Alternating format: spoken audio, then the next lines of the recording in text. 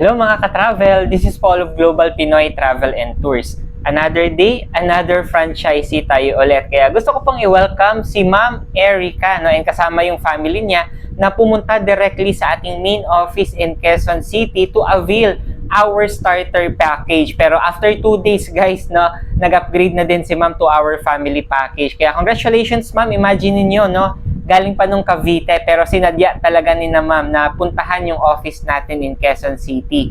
Kaya if ever sa mga malalapit po dyan, taga NCR ka lang and gusto mong bisitahin directly yung ating main office, no, message nyo lang po ako directly para mapa-assist ko po kayo and makapag-set po tayo ng appointment. And syempre, mabigay ko din sa inyo yung complete address po ng ating main office. So with that, God bless po sa ating lahat.